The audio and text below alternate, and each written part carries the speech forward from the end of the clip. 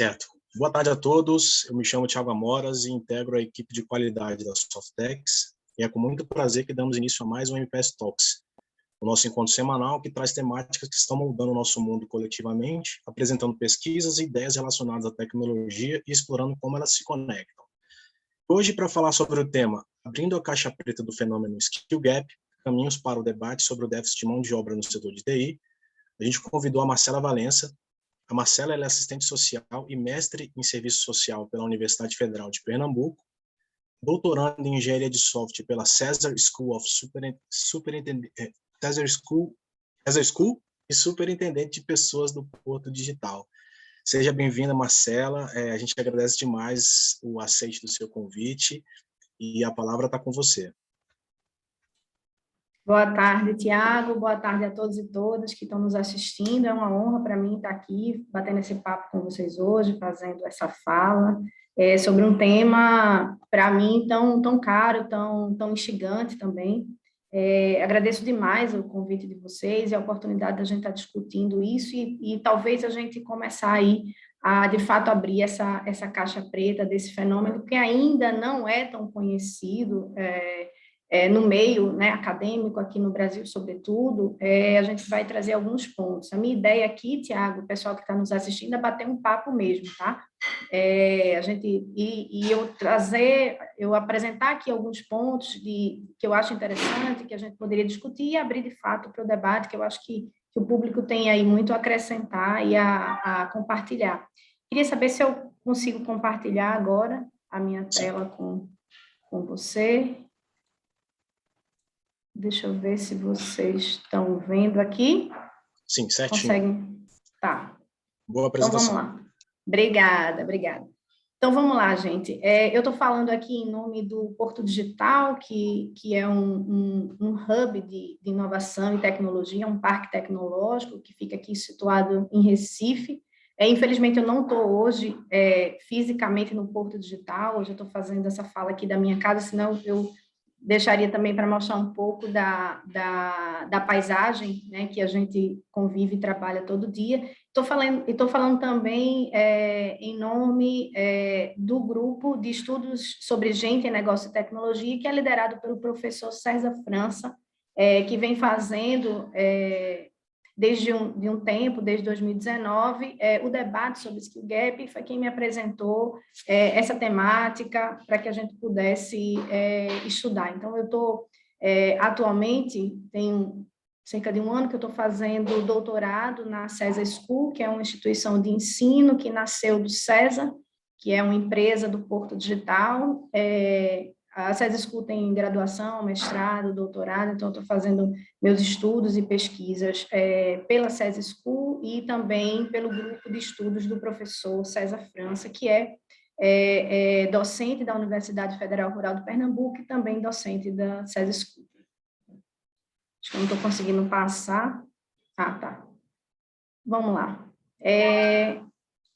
A gente, para discutir o conceito de Skill Gap, para discutir Skill Gap especificamente, a gente precisa olhar o que está acontecendo no contexto geral, como é que esse fenômeno ele tem se apresentado e como é que a gente vai chegando nas evidências para que a gente consiga ir montando o quebra-cabeça com relação ao fenômeno do Skill Gap. Então, a gente vivencia nos últimos tempos, isso não é novidade para ninguém, todo mundo que está no setor de tecnologia ou que acompanha notícias do setor de tecnologia tem conversado diuturnamente sobre a escassez de talentos, né? A escassez de talentos de forma geral em STEM e a escassez de talentos de forma particular na indústria de software e no setor de tecnologia, né? Então, nós ainda formamos pouca gente para esse setor. Os dados da ABS, do IBGE, do MEC, da Brascom, eles apontam esse fenômeno, né? A formação profissional ela é insuficiente ainda para atender às demandas do mercado e a gente vivencia um paradoxo aí muito contraditório, né? Que ao mesmo tempo que a gente tem uma elevada taxa de desemprego, o Brasil tem enfrentado, né, nos últimos anos, taxas altíssimas de desemprego, a gente tem aí uma falta de diversidade no setor de tecnologia, principalmente mulheres, pessoas não brancas, e é justamente essas pessoas que estão encabeçando a fila dos desempregados. É importante para que a gente consiga entender o fenômeno, skill gap, que a gente faça aí uma distinção, né? Ele é um fenômeno multidimensionado, é um fenômeno que a gente costuma estudá-lo por partes, porque ele é imensamente complexo para que a gente estude ele em sua totalidade, né?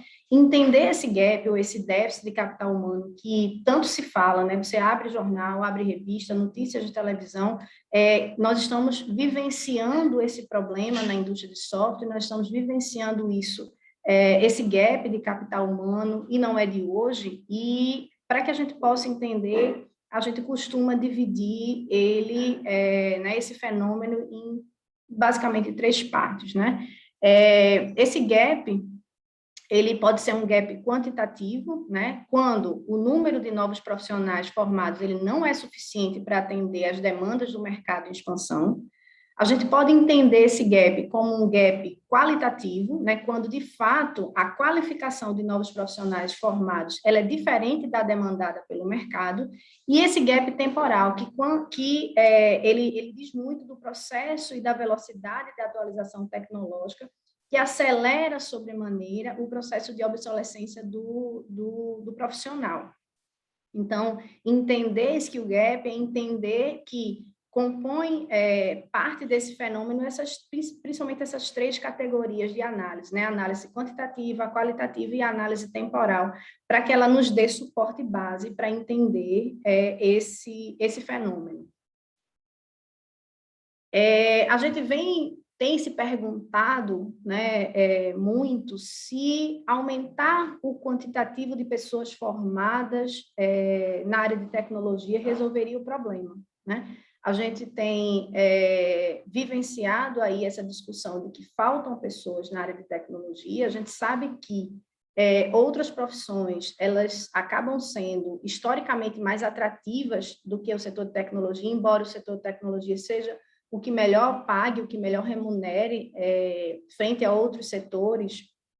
Por exemplo, a gente tem aí um questionamento que, se aumentar quantitativamente as pessoas formadas em tecnologia, isso poderia vir a resolver o problema, né? Na nossa perspectiva, ele resolve o problema em parte, né? Parte do processo e parte da problemática relacionada ao gap, né, de capital humano, ela está relacionada ao gap quantitativo, como eu falei anteriormente, né? E aí, se a gente der uma olhada nos números, né, o processo de formação do Brasil, se a gente olhar de 2009 para cá, para 2019, esses são os dados que a gente pegou do censo do MEC, né, realizado aí pelo INEP, a gente aumentou sobremaneira o número de matrículas em cursos de graduação de 2009 para cá, né, o que significa dizer que tem muito mais pessoas entrando em cursos de nível superior e, portanto, em tese, automaticamente existem mais pessoas saindo nesse processo de formação lá na frente, né? Se vocês olharem para cá, esses dados também do censo, eles apontam os 10 maiores cursos de graduação, né, em números de matrícula por categoria, né? Se vocês olharem aqui sistemas para a internet e sistemas da informação, eles aparecem com um quantitativo significativo nesse processo, né? Tanto na rede pública quanto na rede privada. Então, a gente tem aí vivenciado, nos últimos anos, o que mostra para a gente o censo do MEC, um aumento na oferta de cursos, um aumento na procura desses cursos por pessoas interessados na área de tecnologia.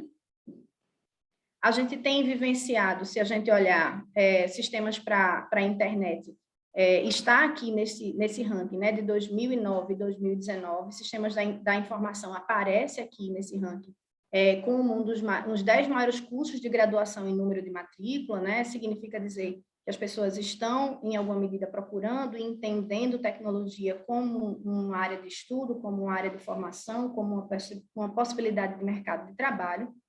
E a gente tem, ao mesmo tempo aqui, alguns outros dados que apontam, como eu havia falado, o descompasso, né, entre oferta e demanda por talento qualificado vai provocar uma perda estimada de 11,5 trilhões no PIB global até 2028, se a gente não conseguir resolver esse problema, né? Então, por isso que a gente está interessado em resolver o problema desse gap de capital humano, porque ele afeta a economia, particularmente para o setor de tecnologia, mas ele afeta até a economia de um modo geral, né?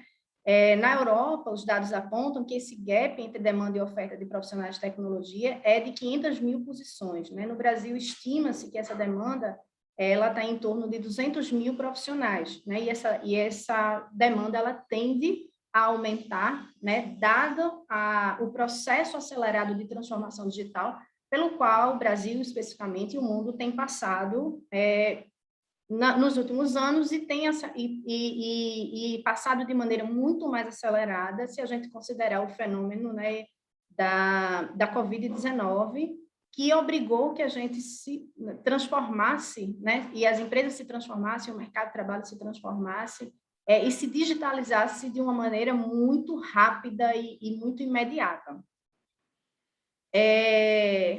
Apesar da pandemia e da decorrente dessa desaceleração econômica, para falar aqui do Porto Digital, as empresas continuam crescendo e pouco sentiram o impacto dessa quarentena. O setor que continuou crescendo aqui em Pernambuco foi o setor da saúde e também o setor de tecnologia, né? A cada ano, mais empregos em STEM e tecnologia são gerados no mundo inteiro. A gente tem aí 50% das vagas em aberto no mundo estão relacionadas às áreas de STEM ou tecnologia, e 90% das profissões atuais demandarão habilidades digitais nos próximos 5 anos.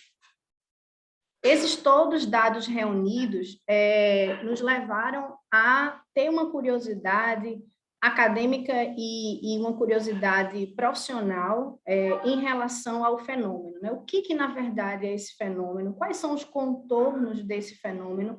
O que a gente poderia extrair de informações? E o que a gente poderia fazer para entender esse fenômeno, né, em toda a sua complexidade, em toda a sua extensão, em toda a sua interconexão com demais fenômenos que afetam o desenvolvimento do setor de tecnologia, né? Como superintendente de pessoas do Porto Digital, a gente tem desenvolvido um conjunto de estudos e pesquisas para entender como é que o fenômeno do gap de capital humano tem afetado particularmente as empresas que fazem parte do setor de tecnologia de Pernambuco e quais são as estratégias de mitigação que essas empresas estão utilizando para poder sair ou resolver, ou minimizar, ou mitigar essa problemática. Então, nós realizamos, desde 2019, algumas pesquisas e algumas ações práticas para poder saber qual é a resposta do setor, né? O que o setor está indagando, o que o setor tem sentido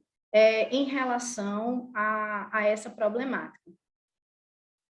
Nós realizamos um evento, né, que foi um processo de recrutamento coletivo. O Porto Digital hoje tem mais de 350 empresas associadas, é um grande polo tecnológico, conhecido aqui no Nordeste, no Brasil e também no mundo, e nós realizamos em 2019, ainda quando a gente podia ter um processo de presencialidade, e ainda não tinha chegado a pandemia, nós realizamos um grande evento de recrutamento e seleção que foi aberto aí para o Nordeste inteiro, né? Foi um processo que começou online e ele teve também a sua parte presencial, e alguns números a gente pode apresentar, e esses números nos chamaram muita atenção naquele momento e eles nos fizeram refletir sobre a questão do gap quantitativo, né? Se somente aumentar o número de pessoas formadas ou somente ter mais pessoas formadas na área de tecnologia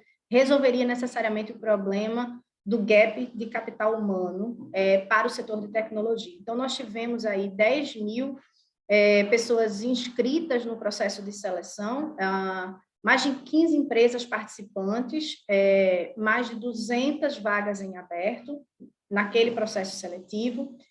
Nós tivemos aí 5.000 cadastros que eram válidos, né, que eram diretamente voltados para o setor de tecnologia, mas ainda assim, pessoas estudando, pessoas que acabaram de entrar, que tinham acabado de entrar no processo de formação.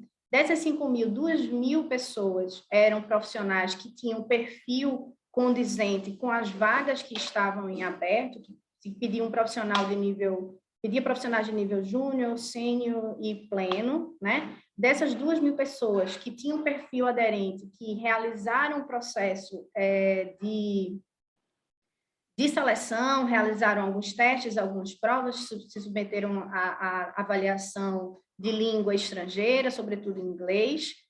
500 pessoas ficaram, né, no funil desse processo, e somente 100 pessoas foram contratadas, né, dessas 5.000 aí que são do setor de tecnologia, né?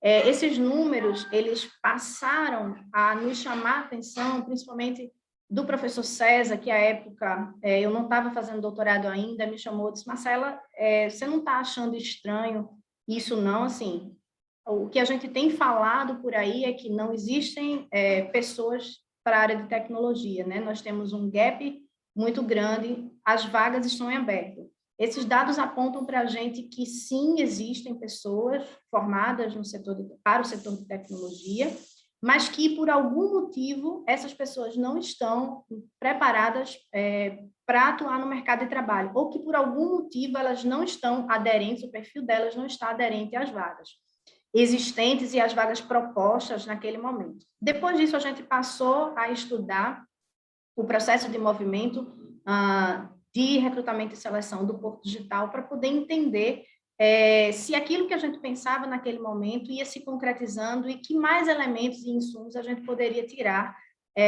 dessa experiência e das experiências de acompanhamento das empresas diretamente ligadas ao processo de recrutamento e seleção de capital humano, né?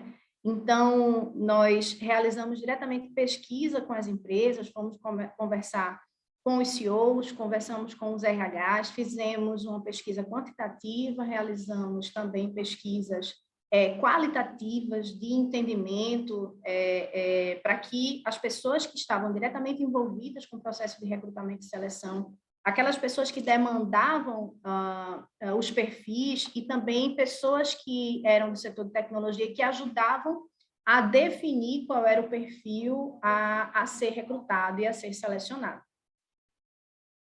Algumas curiosidades aí para a gente, né?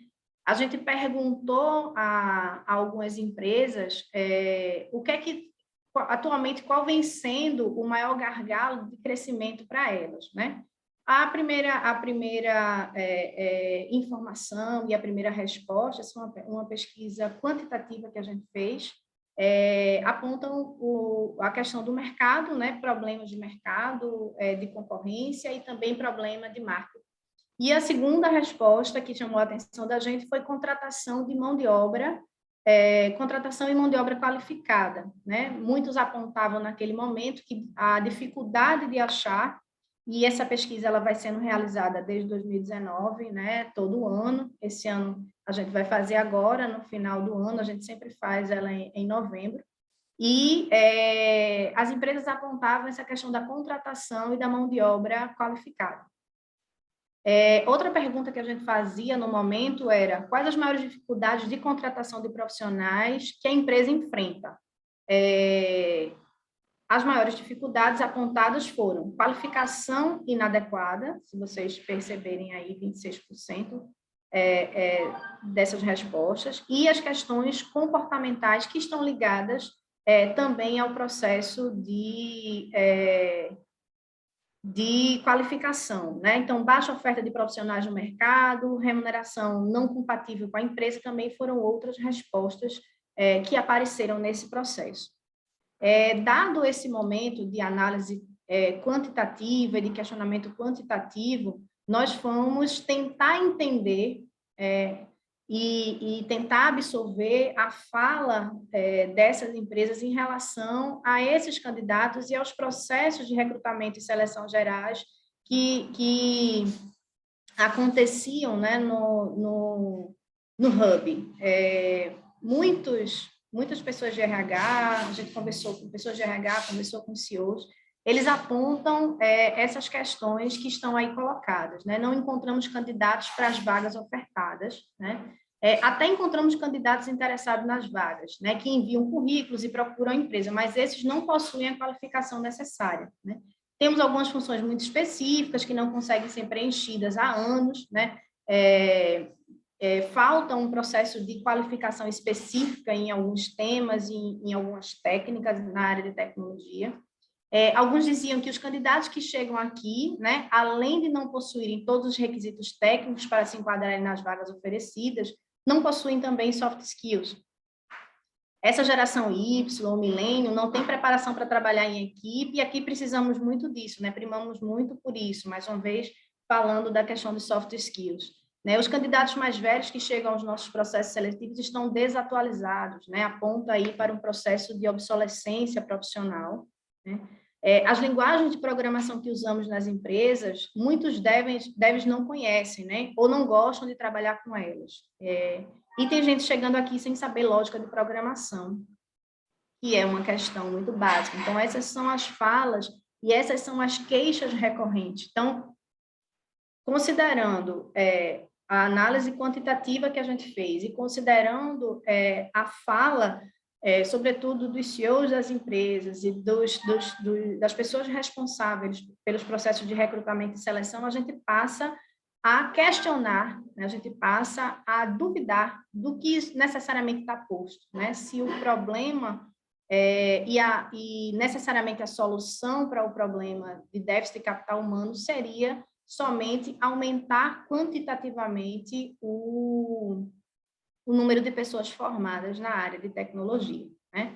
E aí a gente começa a pensar, e o professor César, junto com o grupo de pesquisa, formado por diversas outras pessoas, né, diversos outros pesquisadores, tanto da SCU como também da Universidade Federal Rural de Pernambuco, e agora também em parceria com outras instituições, a gente passa a se perguntar para onde esses dados e para onde essas evidências elas podem apontar, né? E para a gente elas apontam para o fenômeno chamado skill gap, né? Ou lacuna de habilidades, como queiram chamar, né? E o que é que seria, na verdade, skill gap? A gente encontrou aí uma dificuldade muito grande em conceituar o fenômeno, né? Alguns autores tratam do fenômeno, mas não tratam especificamente o conceito do fenômeno, não conseguem conceituar o fenômeno, tratam ou das suas causas, ou das suas consequências, ou falam especificamente de alguma estratégia de mitigação, sem apontar necessariamente, né, qual a causa e a consequência para, portanto, dizerem a estratégia de mitigação. E a gente achou aí, nesses dois autores, o Ayof e a Getola, de 2009, uma conceituação que para nós foi agradável, né? Assim, soou bem aquilo que a gente estava entendendo do fenômeno, soou bem com aquilo que a gente estava estudando e a gente ainda está estudando. O que na verdade seria esse skill gap? Né? É justamente o que é necessário e esperado em termos de habilidades e competências técnicas e comportamentais, não dá para esquecer das competências comportamentais extremamente requeridas no mercado de trabalho atual. A gente teve aí, em alguns eventos atrás, também uma pessoa do grupo de estudos do César falando sobre soft skills. Isso é importante da gente destacar. Então, é o que é necessário e esperado em termos de habilidades e competências técnicas e comportamentais de profissionais de TI e o que é realmente obtido do mercado. Então, existe aí esse gap, essa lacuna daquilo que é esperado e daquilo que é encontrado, né? E aí, dentro desse processo, a gente começou a traçar alguns caminhos para entendimento desse fenômeno, né? Como é que a gente pode entender esse fenômeno e como é que a gente pode juntar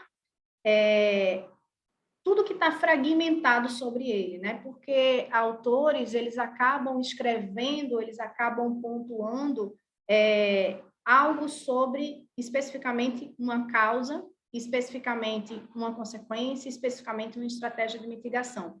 Mas como fazer a junção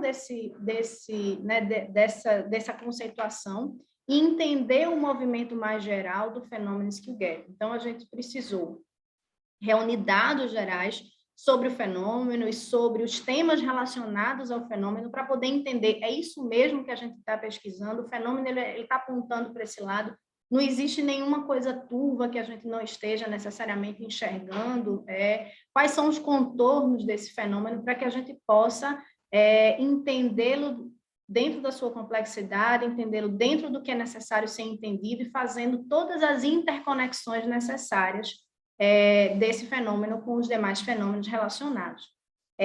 Partindo desse processo de reunião de dados e temas relacionados, nós fomos fazer uma revisão sistemática da literatura, né? Nós fomos pesquisar o que outros pesquisadores estavam falando sobre o fenômeno, o que já tem escrito sobre o fenômeno, onde é que esse fenômeno é mais estudado, se no Brasil algum pesquisador aponta algum caminho, aponta algum direcionamento, né? Porque a gente entendia que existem particularidades, existem diferenças entre países de economia central e países de economia periférica, por exemplo, como é o caso do Brasil. O fenômeno acontece diferente, por exemplo, nos Estados Unidos, existem alguns contornos que são diferentes, e o fenômeno acontece de maneira diferente em países da América Latina, em países do continente africano, enfim. E nós fomos buscar o que estava sendo lido, o que estava sendo escrito, o que estava sendo publicado, quais as pesquisas, que grupos de pesquisa estudavam, e nós fizemos uma revisão sistemática aí, profunda. A gente passou aí alguns meses dedicados ao trabalho dessa busca e à leitura muito cuidadosa do que cada um desses autores e autoras estavam falando sobre esse fenômeno, né? Então, a gente conseguiu categorizar e a gente conseguiu mapear, sobretudo, 3 questões centrais, né? Quais as causas, quais as consequências e quais as estratégias de mitigação, né? E para poder costurar todo esse processo, a gente foi também entender em que contexto esse fenômeno se aparece, esse fenômeno se aplica, para que a gente pudesse ter a dimensão do que exatamente a gente iria estudar, para que, né, passado esse processo de juntar tudo, a gente pudesse fragmentar esse fenômeno para melhor compreender. Então, a gente fez esse caminho metodológico para poder entender o fenômeno em sua complexidade. O que a gente achou nesse processo? Quais foram os nossos achados, né? Não é um fenômeno novo, né? A gente encontrou na revisão sistemática da literatura artigos da década de 90, né? Alguns autores preocupados já com essa diferença, né, do que é exigido pelo mercado e o que o mercado obtém, o que é ofertado para o mercado em termos de profissional, em termos de formação profissional. Mas a gente entendeu, a partir da leitura desses achados e desses artigos, que esse fenômeno ele ganhou novos contornos justamente pela própria necessidade de aceleração que é a transformação digital, né, que principalmente a pandemia impôs ao mundo inteiro, né? É um fenômeno que ele está sendo estudado no mundo inteiro, no setor de tecnologia e mais especificamente no setor de tecnologia, com destaque para alguns artigos que vêm de Moçambique, da Nova Zelândia, da Tailândia, Paquistão, Índia, Nigéria, Turquia, Canadá, Reino Unido e Estados Unidos, né? E nós fizemos aí um passeio, nosso grupo de pesquisa fez um passeio pelo mundo para entender como é que esse fenômeno aparece particularmente nesses países, o que é que esses autores estão trabalhando, quais são as causas particulares para esses países, quais as estratégias de mitigação que eles estão utilizando, quais as coisas novas que eles estão propondo, para que a gente pudesse trazer para cá e buscar entender esse fenômeno dentro do Brasil né, um país de dimensão continental, com uma diversidade cultural que é imensa, né, com uma diversidade econômico e jurídico-política também imensa, né, a gente tem diferenças gritantes entre as regiões do próprio país. Então, como é que isso poderia ajudar a gente a entender o fenômeno aqui no Brasil, né? E no caso do Brasil, a gente acaba que não conseguiu encontrar um estudo que trabalhasse o conceito de skill gap, mas a gente encontrou estudos que direcionavam parte do fenômeno. Alguns estudos que tratavam as causas, as consequências ou as estratégias de mitigação, mas a gente não encontrou um estudo que direcionasse conceitualmente o skill gap, né? O que na verdade é essa lacuna de habilidades. E aí, muitas vezes, esses estudos nem faziam conexão com o próprio fenômeno, né? A gente pode depois passar para vocês, se vocês quiserem, as referências dos nossos estudos, o que a gente tem buscado, quais são os nossos achados, a gente pode compartilhar também. Falando sobre as causas, né, eu trouxe aqui, tem diversas causas do fenômeno, a gente conseguiu categorizar essas causas, e eu trouxe aqui as 4 que a gente entende como as que mais apareceram nos estudos, as que aparecem recorrentemente nos estudos, e aquelas que são aí mais relevantes, né? Em primeiro lugar, o desalinhamento entre academia e indústria, que aponta necessariamente para o déficit qualitativo, né? Uma vez que, se a gente olhar para o Brasil, a gente teve um incremento no processo de formação de capital humano, né? Aumentou-se o número de instituições formadoras, aumentou-se o número de cursos na área de tecnologia e, portanto, aumentou-se o número de matrículas, como eu mostrei anteriormente.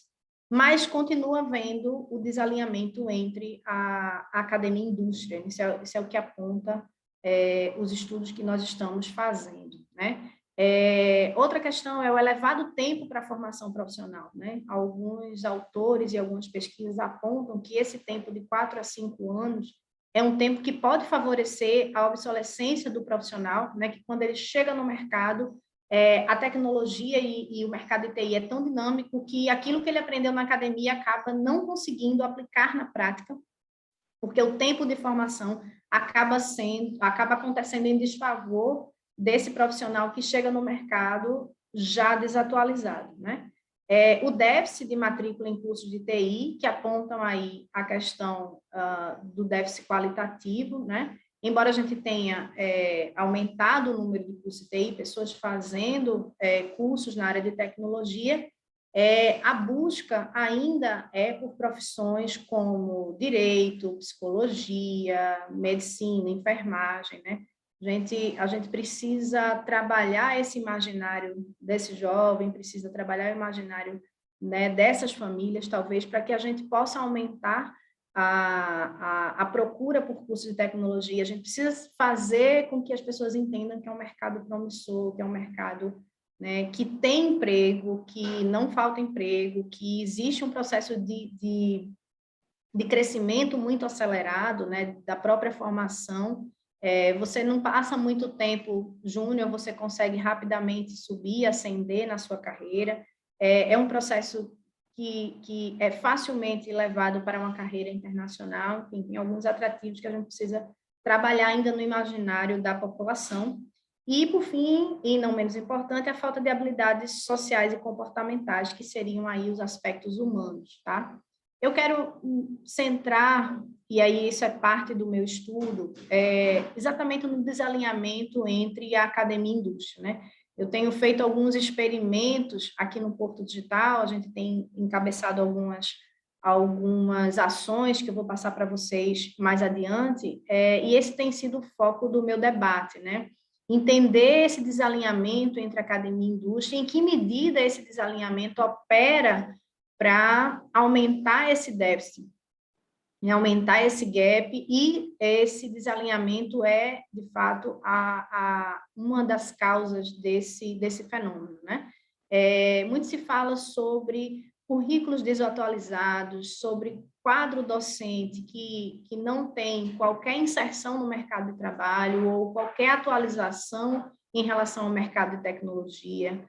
A falta de vivência prática dos estudantes, então, são currículos muito conceituais que se esquece a parte prática e a parte comportamental do processo, de trabalhar em equipe, de fazer entregas, de metodologias ágeis, né? O tempo de formação muito grande, muito extenso, de 4 a 5 anos, para que esse profissional consiga sair para o mercado de trabalho, né?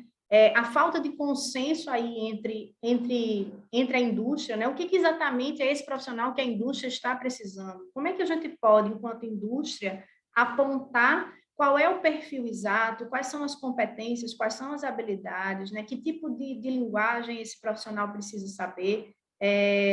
Precisa saber de metodologia ágil, precisa saber de agile, o que esse profissional precisa ter na sua formação para ser um profissional atrativo para a indústria e para ser um profissional que seja aderente às vagas já existentes, né? Que a gente já tem vagas existentes, né? E também todo o processo de mudança acelerada que acontece no setor de tecnologia, muito também embasado pelo processo de transformação digital pelo qual o mundo tem passado nas últimas décadas, nos últimos anos, né? E aí a gente faz alguns apontamentos do que, na verdade, a indústria precisa saber, do que a academia precisa saber e como é que a gente faz esse processo de aproximação, né? Porque se é fato e é dado que existe um desalinhamento, como é que a gente pode resolver esse desalinhamento? Como é que a gente põe em linha, né? Como é que a gente organiza esse processo entre academia e indústria para que esse profissional seja formado baseado na necessidade do mercado, né? E para que esse mercado consiga apresentar à academia, de fato, qual é a sua necessidade. Então, o que a indústria precisa saber exatamente nesse processo, né? Ela precisa saber o que pedir, né? E como pedir para a academia. A gente tem aí, se a gente olhar para os concursos públicos, o concurso público ele já apresenta exatamente o que tipo de profissional ele quer que chegue para ele, né? Quando a gente olha para as regras de concurso, para os editais de concurso, existe ali tudo muito esmiuçado, né? Qual é o perfil daquele profissional, o que ele tem que ter de qualificação, quanto tempo ele tem que ter de experiência, quais são os documentos comprobatórios que ele precisa mostrar.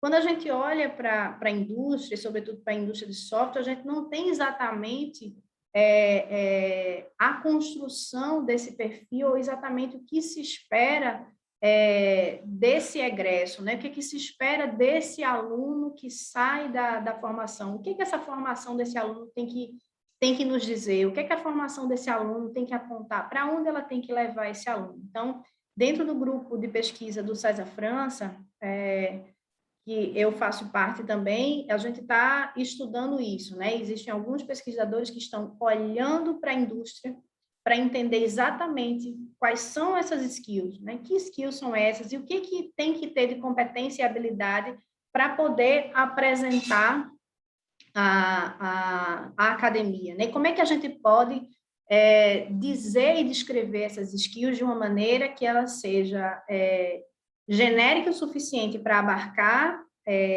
a necessidade do mercado, mas que ela seja específica o suficiente para que a academia entenda que tipo de profissional exatamente ela precisa formar para que tipo de mercado, né? Que mercado é esse? O segundo ponto, o que a indústria precisa saber é atualizar seus processos de recrutamento e seleção, buscando entender, né, o perfil desse profissional que está sendo formado. Precisa ter uma aproximação. Quem é esse profissional que está sendo formado para a gente investir nas maneiras de superar essa lacuna, né? Então, a indústria adentrar na academia, podendo ajudar a modificar os currículos, formando professores, colocando pessoas do seu quadro profissional para atuar como docente, ou para atuar na aceleração e na formação de docentes cada vez mais conectados com o mercado. Precisa também romper essa bolha e conseguir chegar do outro lado, né? Fazer processos de recrutamento e seleção que sejam mais atrativos para o profissional, né? Entender quais são os limites desse profissional e propor processos de melhoria, de aceleração, de aprendizagem, para que esse profissional consiga chegar exatamente aonde a indústria quer que ele chegue, né? E o terceiro ponto, não menos importante, é formar, investir em processo de formação, né? Eu costumo dizer muito às empresas e ao pessoal de RH que eu converso, e com os CEOs aqui do Porto Digital que eu converso, sem formação não há salvação, né? A formação é o que vai conseguir fazer com que a gente tanto consiga reduzir esse gap, quanto a gente consiga trazer outras pessoas de outras áreas para um processo de requalificação, para trabalhar, e a formação, ela possibilita um processo de crescimento dentro da própria indústria, para que aquele profissional que hoje é júnior, ele amanhã, ele possa ser formado e ter um processo de formação contínua para rapidamente ele chegar em nível pleno, em nível sênior, que é possível dentro da indústria tão desenvolvida como a nossa, né, como a indústria de software. Realizar a aproximação com as instituições de ensino, ajudando na construção das matérias curriculares, eu já falei, e se dispor a receber times de base. Eu acho que a gente tem muito que aprender também com o futebol. A gente precisa investir muito nesses times de base para que a gente tenha um grupo seleto, um grupo de ouro, bem formado e altamente qualificado para a demanda dessa indústria que é tão pulsante, né? Que é tão viva e que é tão acelerada. E, por outro lado, o que a academia precisa saber, né? Por outro lado, a academia precisa entender quais são as demandas do mercado, parar e ouvir o que o mercado tem a dizer, chamar o mercado para perto, né, para realizar aí a modificação das suas matrizes curriculares, a capacitação do próprio quadro docente, chamar pessoas do mercado para compor o quadro docente, né? Ter flexibilidade suficiente para trabalhar processos mais práticos dentro da formação desses alunos, investir na prática, investir na convivência com o mundo real, conectar com o mercado de trabalho para medir os indicadores de empregabilidade, não é só formar. Olha, eu tenho um quantitativo de alunos que entraram aqui e um quantitativo de alunos que saem aqui formado. Né? Desse quantitativo que sai, quantos conseguem se empregar? Quantos conseguem estar em boas posições nas empresas? Então, medir esses indicadores de empregabilidade é muito importante para que a academia consiga entender se está apontando para o caminho correto e se, de fato, está cumprindo o seu papel no processo de formação desse capital humano. E, além disso, utilizar metodologias ativas, né, em todo o processo de formação e garantir que esse aluno, esse estudante, esse aluno esteja intimamente conectado com a vivência prática, intimamente conectado com a experiência do mercado de trabalho e com as empresas, sobretudo. Então, a parceria e a aproximação, ela é vital para que a gente consiga promover aí esse alinhamento entre a academia e a indústria.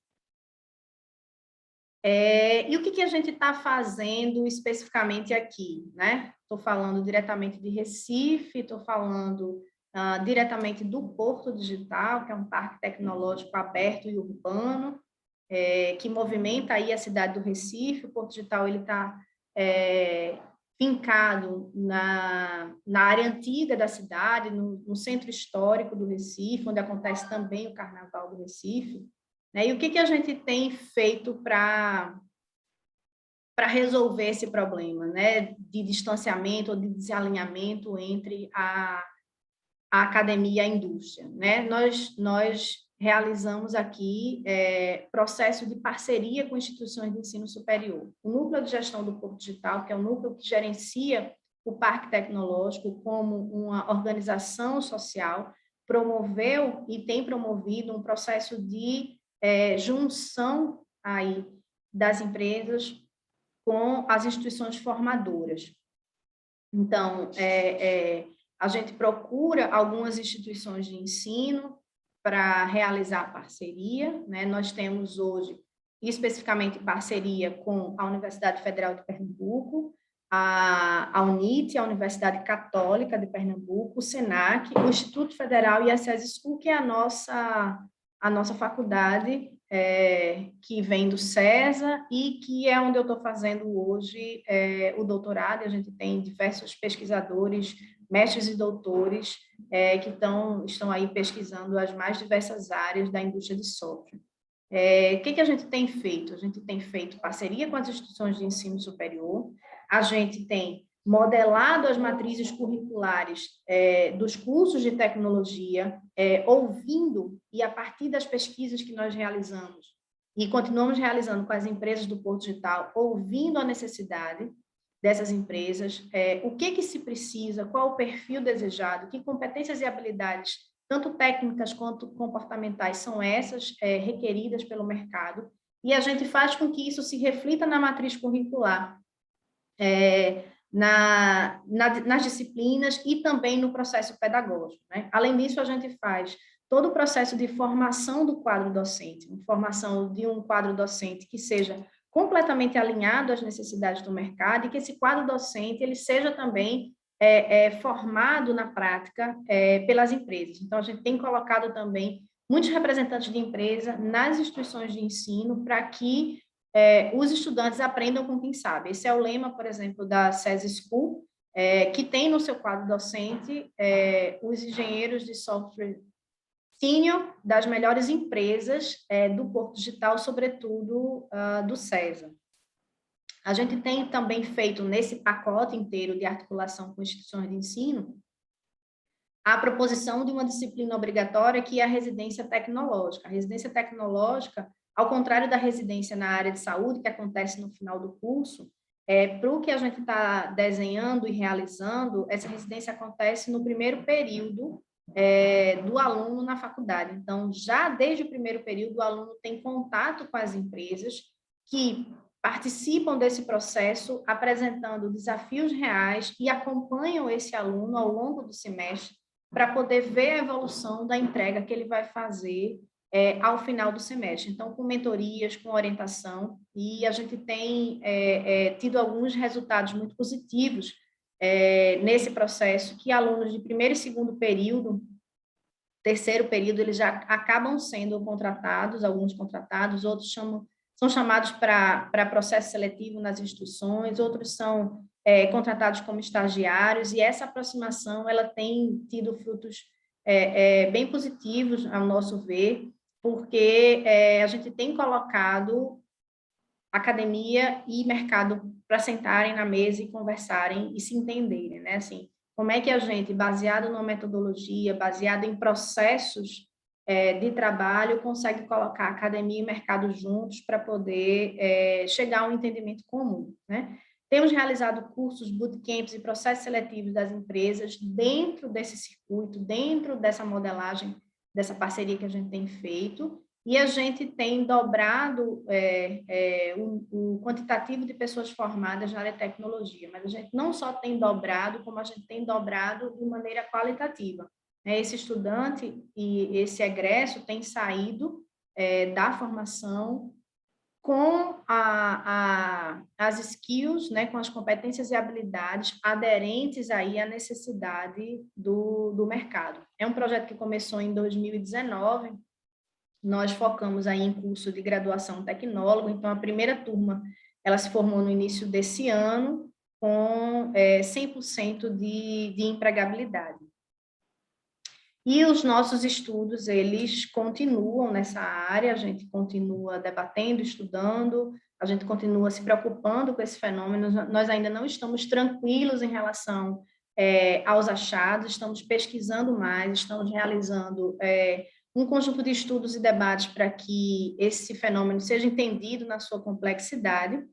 E eu queria encerrar aqui, pelo menos a minha participação, meu bate-papo nesse tempo. Acho que eu me excedi demais, mas é um tema, para mim, muito caro, muito instigante. Eu queria convidar vocês para conhecer aí o Porto Digital, onde tudo isso aí acontece.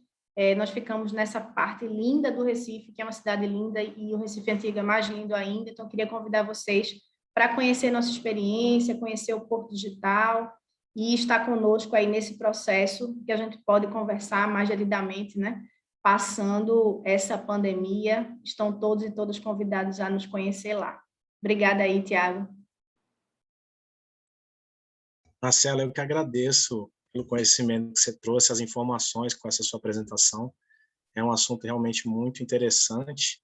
A gente tem algumas perguntinhas aqui agora para poder fazer para você. E na sua opinião, como uma empresa pode ajudar a promover ações que minimizem essas lacunas de habilidade, né, esses skill gaps? Eu já vou respondendo agora ou você vai fazendo mais? Como é que funciona? Pode responder, agora a gente vai fazendo na sequência. A gente pergunta e você Tá. responde agora. Algumas ações podem contribuir, né? Por exemplo, se vincular a uma instituição de ensino e promover cursos de formação específica ou promover bootcamps dentro da própria instituição de ensino, escolhendo um conjunto específico de estudantes e acompanhando esses estudantes, né? Participar de conselhos de curso também é importante para você definir o processo de formação do estudante, definir o processo pedagógico de formação e aquilo que a empresa e a indústria quer ver acontecer dentro da academia. Ou promover vivências práticas, né? Abrir as portas da empresa para, de tempos em tempos, estar acompanhando e acolhendo estudantes, como projetos sombra, como projetos de estágio, como projetos de jovem aprendiz, né? Então, tem diversas formas que a empresa pode estar contribuindo. Pontualmente, chamando e abrindo as portas da empresa para receber esse estudante, esse profissional, mas de maneira mais geral, participando ativamente do processo de formação dentro da academia. Legal. A gente teve muita gente elogiando também sua apresentação e perguntaram se esse estudo que você fez já está consolidado em algum artigo, em alguma coisa assim, se você pretende fazer isso. Estamos consolidando. Nós fizemos esse caminho todo metodológico que eu falei aqui, para que a gente entenda esse problema na sua complexidade.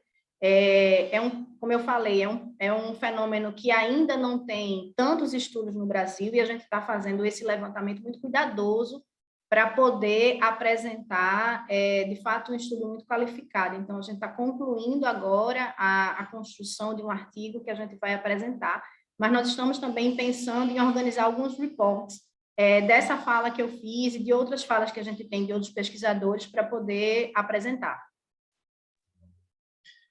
Legal. Aí tem uma outra pergunta aqui, que pergunta o seguinte, tem um impacto real no atual cenário? Você acha que pode ser feito para que os jovens tenham uma transição mais suave entre os estudos, a academia, né? Essas vagas com habilidades que precisam ser desenvolvidas com mais urgência? Olha, a única forma que eu vejo disso acontecer sem muito impacto, mas assim, sempre vai ter impacto, né? Porque a gente está falando necessariamente de dois espaços distintos, né? A academia e a indústria ainda são dois espaços distintos.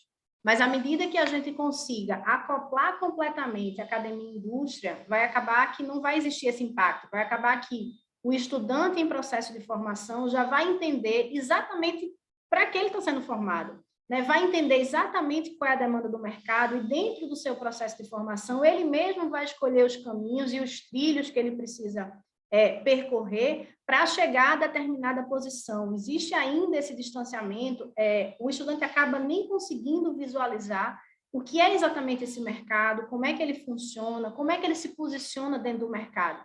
Se a gente olha para a área de medicina, por exemplo, se a gente olha para outras áreas de formação, o estudante ele consegue traçar exatamente, olha, eu vou estudar isso aqui, quando chegar na minha residência eu quero fazer cardiologia, eu quero fazer, sei lá, ginecologia, enfim.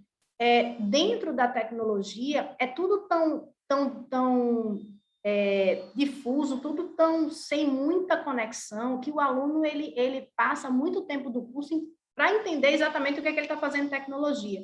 Acho que uma transição suave era a gente conseguir acoplar completamente a indústria ser capaz de mostrar para a academia exatamente aquilo que ela precisa para que essa formação ela já fosse completamente direcionada dentro de metodologias ágeis, dentro de metodologias ativas, para que a vivência diária de sala de aula fosse exatamente a vivência diária do mercado de trabalho e que ele aprendesse exatamente fazendo. Não que a gente primeiro trabalhasse a questão abstrata, né, do algoritmo, da lógica de programação, mas que a gente apresentasse a vivência prática e daí fizesse o caminho inverso. Ele dissesse, tá, abstratamente é disso aqui que eu estou falando, né? Quando eu estou mexendo aqui, fazendo isso, quando eu estou utilizando exatamente, né, tal processo, é disso aqui que eu estou falando. Se a gente inverte o processo, né, para que a gente comece do concreto para o abstrato, possivelmente essa transição ela acontece sendo mais suave.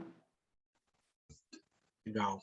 Marcela, eu queria te agradecer mais uma vez por ter aceitado o nosso convite. Se você quiser fazer alguma consideração final, fica à vontade. Tá ok, Tiago. Eu que agradeço a participação, o convite de vocês, agradeço a oportunidade de estar falando da nossa pesquisa e fico à disposição para outros bate-papos, para o que vocês quiserem aí nos chamar. Legal, fica aqui o convite para quando você tiver o resultado da pesquisa que vocês estão fazendo, de que vocês quiserem apresentar também, porque a gente teve um público bem bacana hoje aqui, com certeza eles vão querer saber, né? Então, Perfeito. assim, pessoal, lembrando a todos que o MPS Talks, ele é semanal, acontece todas as quartas, uma da tarde, e a gente encontra vocês na próxima quarta. Obrigado mais uma vez, Marcela, e eu vejo vocês Obrigada. lá. Tchau, Mais. tchau.